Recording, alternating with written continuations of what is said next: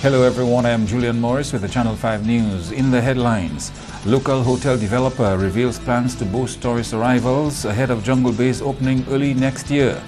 The Ministry of Education confident pupils are ready for this month's GSAT exams. And $2 million spent on home repairs in the Paybush constituency post-Hurricane Maria. The details of the news coming up.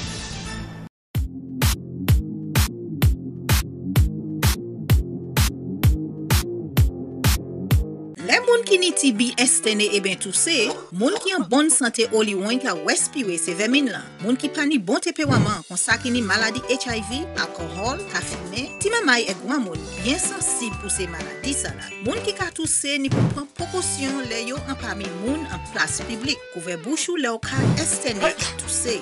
Visiter docteur et ben place santé. Fini tout traitement yo ba ou sa joindre guérison et puis maladie TB. En responsabilité ou aider du bout de maladie TB et HIV, protéger corps et les autres.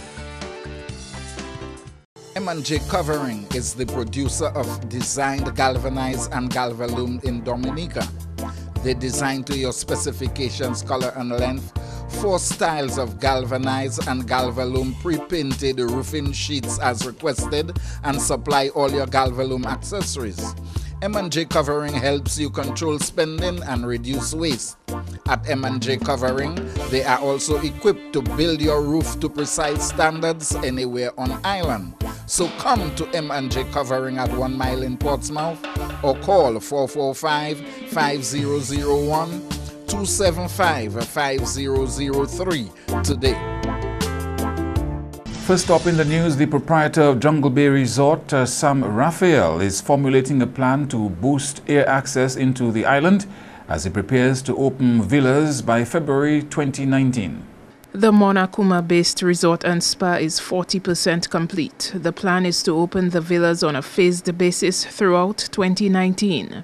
While admitting that other countries' tourism industries are outperforming Dominica due to ease of access, Sam Raphael says he is exploring ways in which access to the island can be improved to attract clients. One of the issues that we have to tackle is access to the destination.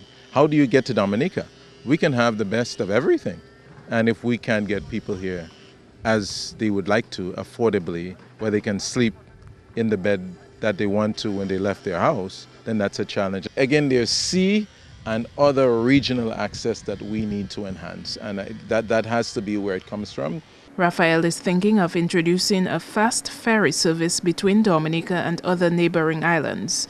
I think we're very close to Martinique and Guadeloupe from here. I mean, it's almost 30 miles, south to Martinique. Okay. They have tremendous access. Now they have 7th Freedom going through the U.S. You've got, all types of airlines, Norwegian Air, etc. That's going in affordably. What about a late ferry that comes to Dominica to drop people off and leave Dominica early and drop people back there so that they can sleep in Jungle Bay and the other hotels at night? I mean, that's something that we're looking at very seriously. And if we can build that traffic and build other regional traffic, I think we can piggyback on some of those other regional airports. Looking ahead, the hotelier has endorsed a proposed international airport for the island. I think everyone acknowledges that it's what you call a no-brainer, okay? But it will take time to develop it. To get the engineering done, to get the actual work done. I have a little background in the aviation industry. I can tell you it'll take 12, 15 years by the time we're ready to go. And it's when you're ready to go, then how do you attract commercial airlines if you don't have, we have about 110 people that come in and out of the island every day. That's not international airport traffic. How do you drive the traffic so that it could make sense for a carrier to take the risk on Dominica? And those are the things that we need to tackle now. He says to fully utilize the international airport, access into the island has to be enhanced now. So how do we grow from now, from where we are, to get to the point where when that international airport is open, that we can fully utilize it? And that's, that may not be the thinking of the average person, but being someone that I kind of know the industry, that's what I'm looking at. And I think, that's one of the things we have an Air Access Committee. I would hope that pretty soon there'll be some, not just air access, but an access committee that the Minister of Tourism is spearheading. They've actually included me to participate. I'm not at liberty to discuss the details, but this is being addressed. And I think once we get ahead of this access situation, it's not perfect. I don't think it will ever be perfect, because it will take a lot to solve it, but it will certainly make it easier for people to come to Dominica, and it will certainly contribute tremendously to the tourism economy of the island. The Jungle Bay Resort and Spa was forced to reconstruct on an estate near Soufriere following massive destruction to its Daly's property caused by the 2015 tropical storm Erica. Idona John Baptist, Channel 5 News. In related news, Hurricane Maria has resulted in a shortage of skilled labor for the Jungle Bay Resort project. That's among challenges plaguing the construction process. However, Sam Raphael assures that the project will meet its deadline. Looking on the bright side, several apprentices are honing their skill in the trade, being trained by senior skilled laborers. Our supervisor on the job, the still supervisor, I've got a crew, and so far everybody's coordinating as well. So basically we're looking forward to getting everything done as Mr. Sam Raphael wants, so he can open phase 1 as pretty soon as possible. Since the project started, we've got guys from the neighboring villages, just Soufriere, Quartet, Gallium, Point Michel, Loubier, and I will say that it's working out good. Over 100 workers are engaged on the project. That's one of the things that we try to do here, to get young guys trained. Those that came in, right now we have some that came in as laborers, but right now they are actually assisting the carpenters.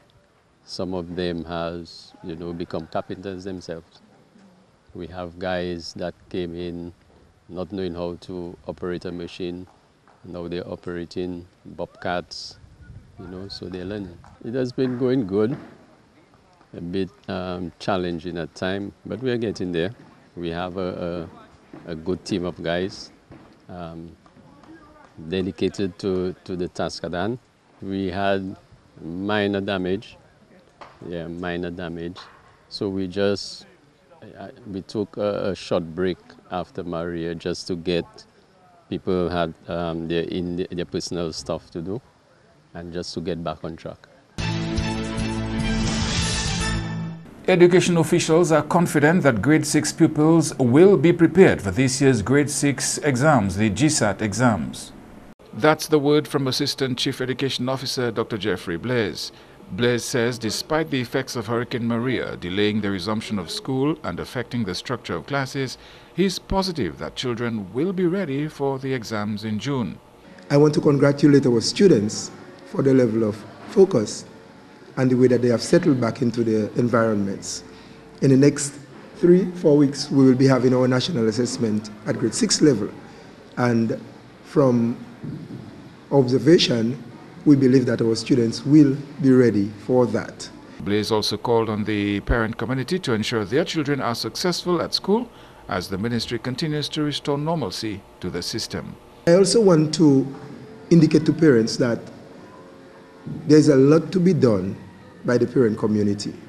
We want our parents to continue working with the Ministry of Education, continue supporting the students, because now more than ever, we need the support of parents. We need the patience of parents. We need them to be tolerant of our work and work with us as we restore the education system to a sense of normalcy. The grade 6 national assessment is scheduled for June 14 and 15. And $1.9 million for roof and home repairs have been disbursed in the Paybush constituency. Andrea Louis has that story.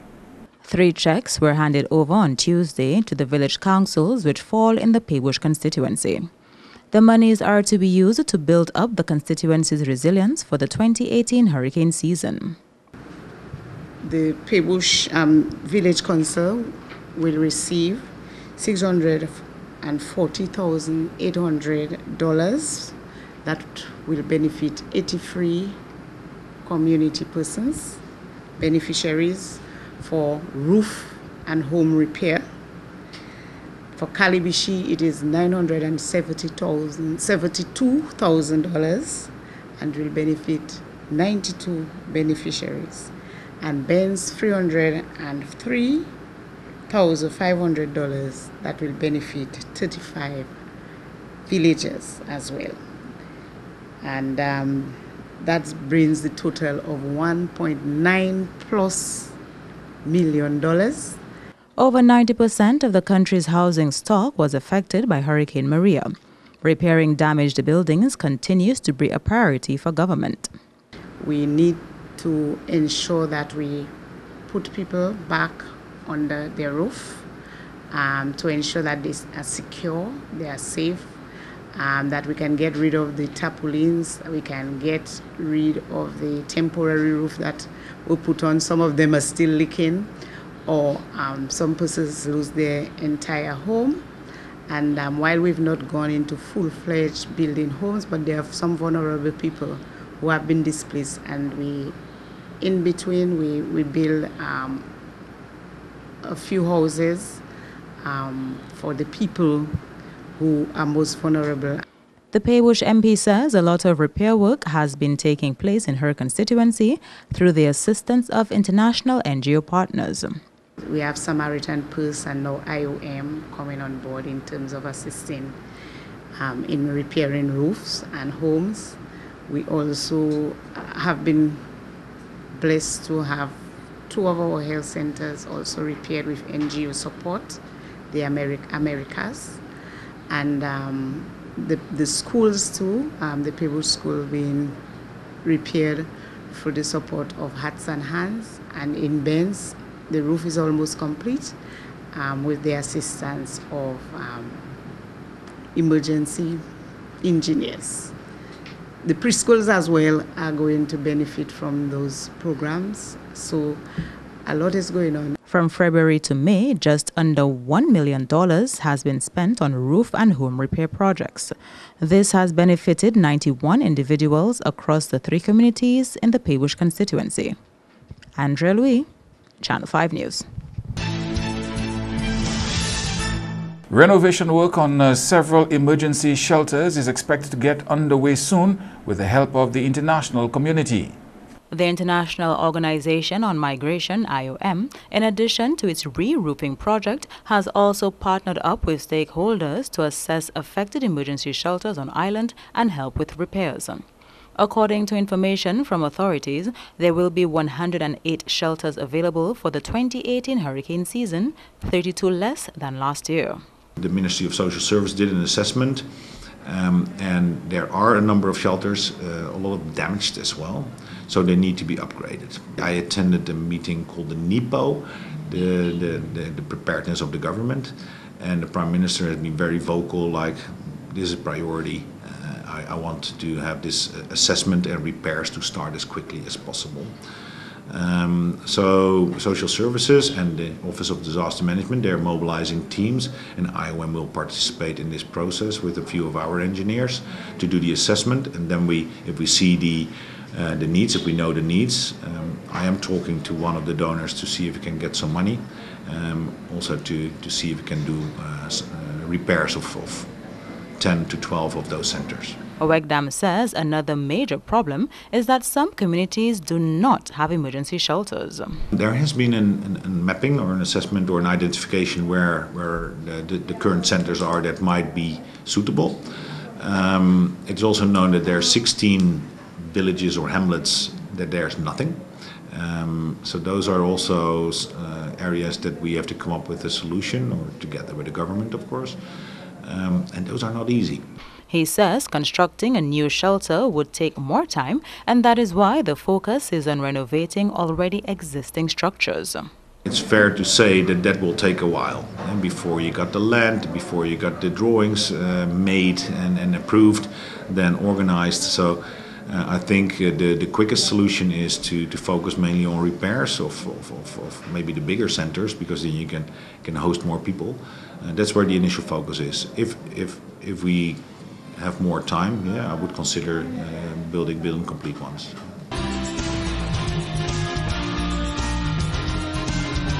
You're watching Channel 5 News. We'll have more news after this.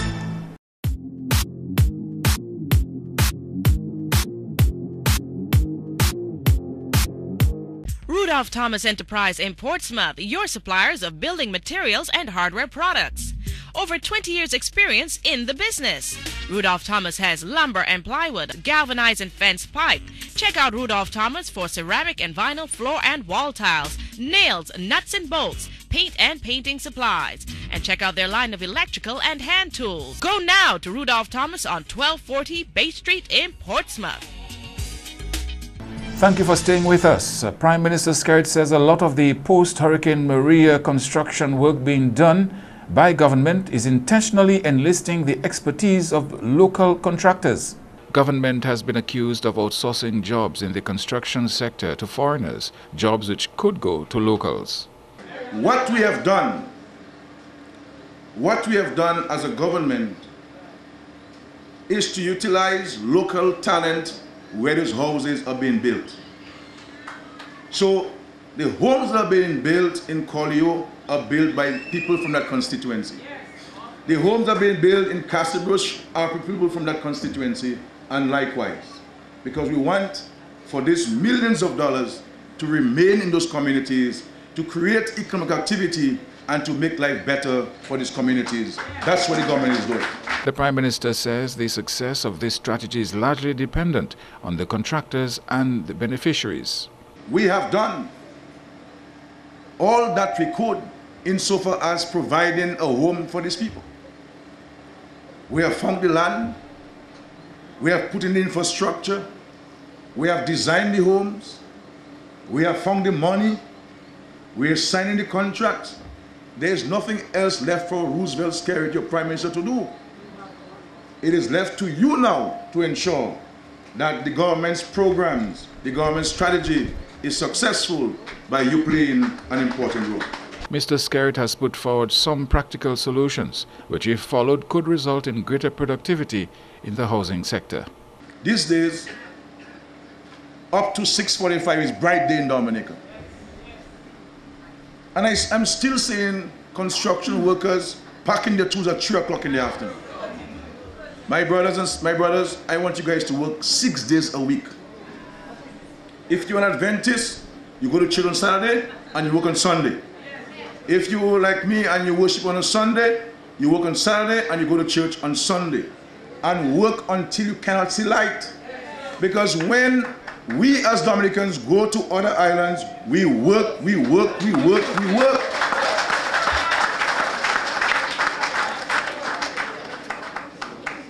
And there is a lot of work in Dominica for us to do. But we have to be efficient at it. We have to be committed to it in order for us to get where we like to get to as a country, as a people, and as a nation. In more news now, support for one local village council here from two unlikely sources.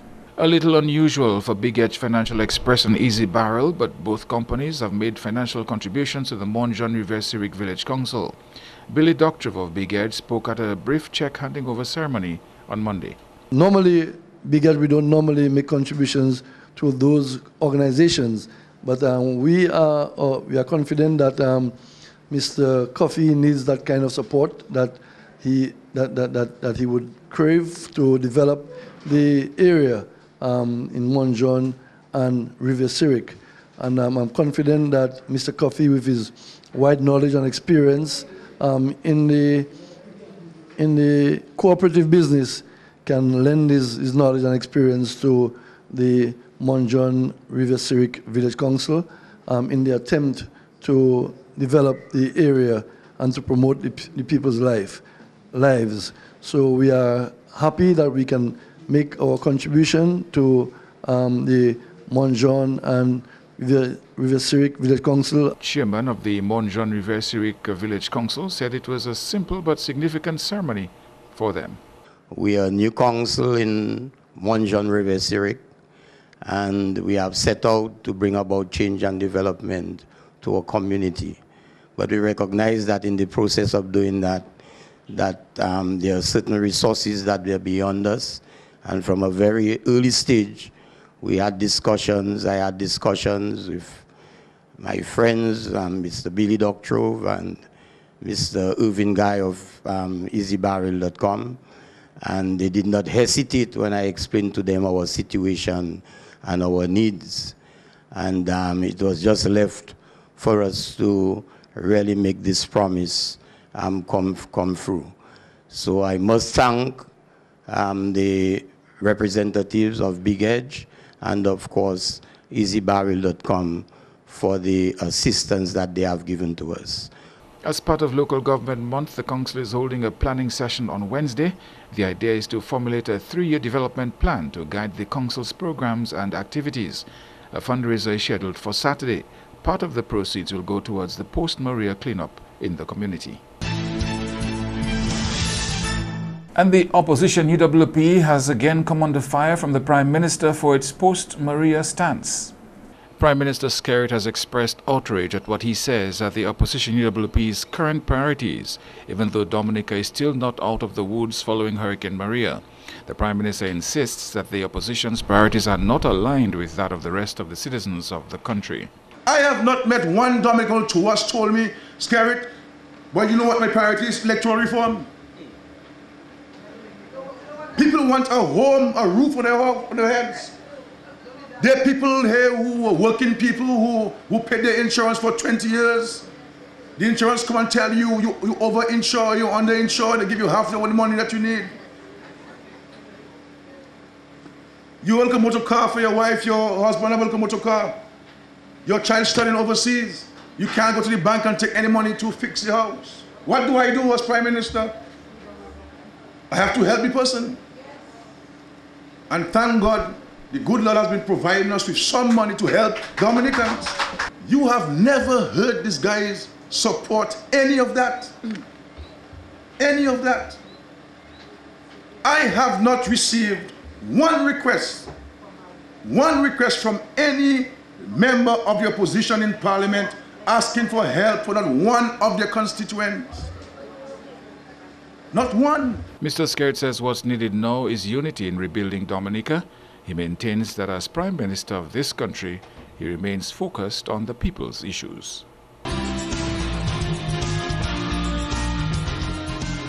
To end the news, the headlines again. Local developer reveals plans to boost tourist arrivals ahead of Jungle Bay's opening in February 2019. The Ministry of Education confident the pupils are ready for this month's GSAT exams. And $2 million spent on home repairs in the Paybush constituency post-Hurricane Maria. Feel free to contact us at news@marpin2k4.com. You can access our past newscasts on our YouTube channel. On behalf of the production team, I am Julian Morris. Thank you for watching. Join us tomorrow.